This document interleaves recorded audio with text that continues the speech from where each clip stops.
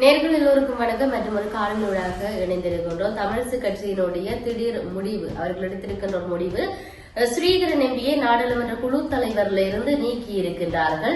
Sridharan MP எந்த விதமான பதிலையும் வழங்காத நிலையில் என்பதை இந்த இடத்தில் நாங்கள் சொல்லக்கூடியதாக இருக்கிறது.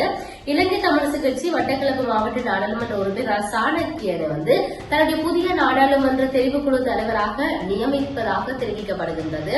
கட்சியினுடைய கொள்கைகள் மற்றும் பொறுப்பு கூறல் தொடர்பான உள்நாட்டு முரண்பாடுகளை முடித்து மூத்த ஜாழ்ப்பாண நாடாளுமன்ற உறுப்பினர் சிவஞானம் ஸ்ரீதரன் அந்த பதவியிலிருந்து மாற்றப்பட்ட நிலையில குறித்த முடிவு எடுக்கப்பட்டிருக்கிறது. அரசியலமைப்பு சபையிலிருந்து விலக மறுத்த ஸ்ரீதரன் முடிவை தொடர்ந்து இந்த தீர்மானம் எடுக்கப்பட்டதாக சொல்லப்படுகிறது. மூத்த ராணுவ அதிகாரிகளுக்கு அவர் ஆதரவு அளித்ததாகவும் கட்சியின் நீண்டகால நிலைப்பாடுகளுக்கும் தமிழ் வாக்காளர்களின் உணர்வுகளுக்கும் முரணானது என தமிழரசு கட்சி தலைமை தெரிவித்திருக்கிறது.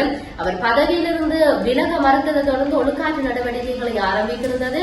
எனினும் அந்த முடிவுக்கு ஸ்ரீதரன் இதுவரை எந்தவிதமான பதிலும் அளிக்கவில்லை என்ற விடயமும் சொல்லப்பட்டிருப்பதை நாங்கள் அவதானிக்க கூடியதாக இருக்கிறது. ஆகவே இது இவ்வாறு இருக்க, இன்னொரு பக்கம் வெளிநாட்டிலிருந்து வருவோருக்கான ஒரு மகிழ்ச்சி செய்தி வந்திருக்கு. அதாவது ஜான் உள்ளிட்ட பல இடங்கள்ல புதிய விதமான வசதிகள் இருக்கின்றது.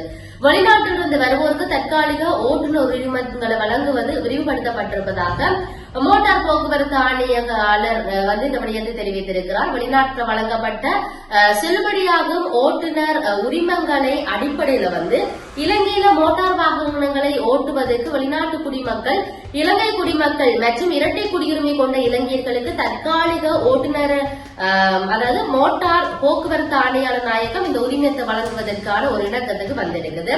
முன்னர் வேரபொர அலுவலகம் மற்றும் கட்டுநாயக சர்வதேச விமான நிலைய வளாகத்துல மட்டுமே வழங்கப்பட்ட தற்காலிக ஓட்டுநர் உரிமங்களை இது இப்போது குருநாகல், ஹம்பாந்தோட்டை, கம்பக, அனுராதபுரம் மற்றும் ஜாழ்ப்பாணம் ஆகிய மோட்டார் போக்குவரத்து துறையின் பிராந்திய அலுவலகங்களில் இருந்து பெறலாம் என்ற விடயத்தை ஆணையாளர் நாயகம் தெளிவுபடுத்தி இருக்கிறார். இந்த சேவை 2ஆம் தேதி முதல் நடைமுறைக்கு வந்ததாக பிராந்திய அலுவலகங்களில் இது கிடைக்கும் என்ற விடயமும் சொல்லப்பட்டிருக்கிறது.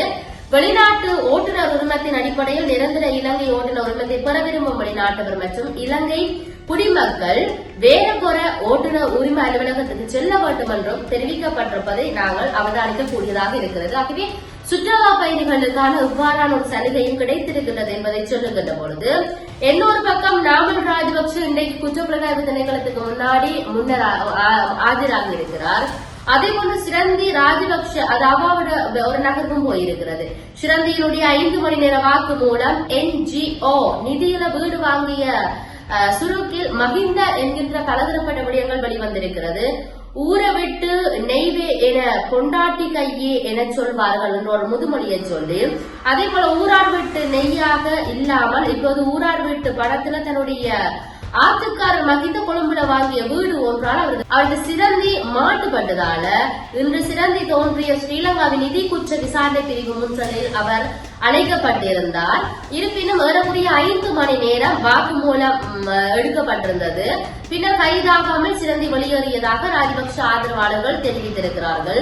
ஏனைய கடந்த வருடத்தில் ரணிலுக்கு நடந்தது போல விசாரணைகளுக்கு அழைக்கப்பட்ட பின்னர் சிரந்தி கைது செய்யப்பட்டால் நாளைய தினம் சுதந்திர தின விடுமுறை என்பதனால அவர் உள்ளே இருப்பாரு என்ற பதற்றங்கள் இருந்ததால சிரந்திக்கு ஆதரவான பலர் இருக்கத்தான் செய்கின்றன என்கிற பல விடயங்கள் சொல்லப்பட்டிருந்தது. இருப்பினும் வாக்குமூல பதிவுடன் சிரந்தி வெளியே வந்துவிட்டார் என்ற விடயம் சொல்லியிருக்கிறார்கள். இன்று வழங்கிய இந்த வாக்குமூலம் தனது கணவர் மகிந்தவை கட்டம் வைக்கக்கூடும் என்பது அவர் அறியாத சாத்தியப்படான ஒரு விடயம் என்கிற விடயம் சொல்லப்பட்டிருந்தது.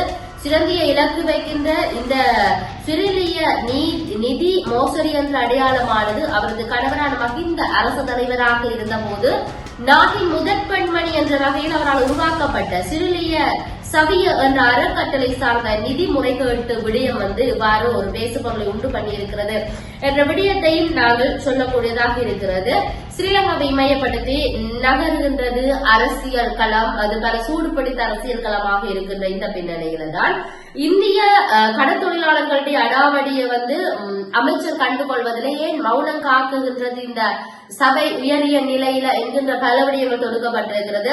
இந்திய கடற்தொழிலாளர்களின் அத்துமுறைய வருகை தொடர்பாக பல்வேறு கோரிக்கைகள் முன்வைத்த போதும் அரசாங்கம் கண்டுகொள்ளாமல் இருக்கின்றது என்ற விடயத்தை வடக்கு மாகாண கடற்தொழிலாளர் இணையத்தின் செயலாளர் NM ஆலம் கவலை தெரிவித்திருப்பதை பார்க்கக்கூடியதாக இருக்கிறது.